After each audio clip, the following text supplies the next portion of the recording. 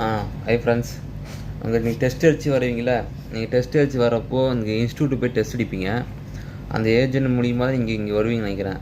குறிப்பிட்ட முக்கால்வாசி அப்படி தான் வருவீங்க. அப்போ அவங்கள்ட்ட முன்கூடியே டெஸ்ட் அடிச்சுட்டு டெஸ்ட்டு ஏறத்துக்கு முன்னாடியே முன்கூடியே சொல்லி வச்சுருங்க.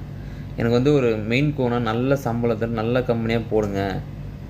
எனக்கு வந்து நல்ல ஒரு $1300 $1004 இருக்கிற மாரி நல்ல சம்பளமாக போட்டாங்க. அந்த ஹாஸ்டலில் சமைக்கிற இடம் எனக்கு வேணும் அப்படின்னு கேட்டு வாங்குங்க.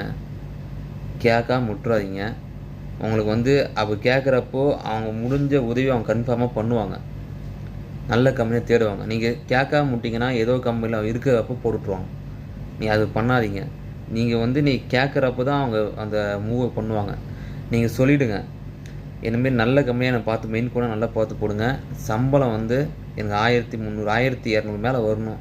1300னா ஓகே தான், ஆல்மோஸ்ட்டு ஓகே, எனக்கு ரெடி பண்ணிட்டாங்க அப்படின்னு சொல்லிட்டு, அப்போ இதெல்லாம் ஓகே மட்டும்தான் நீங்கள் பர்மிட் வந்து பர்மிட் விசா வந்து அப்ளை பண்ணுங்கள் அப்படின்னு ஒரு வார்த்தை சொல்லிவிடுங்க.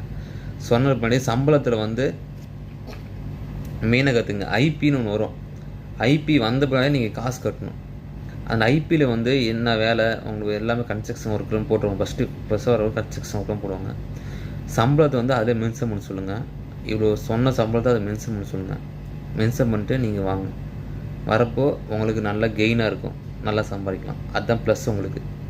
தேங்க்யூ.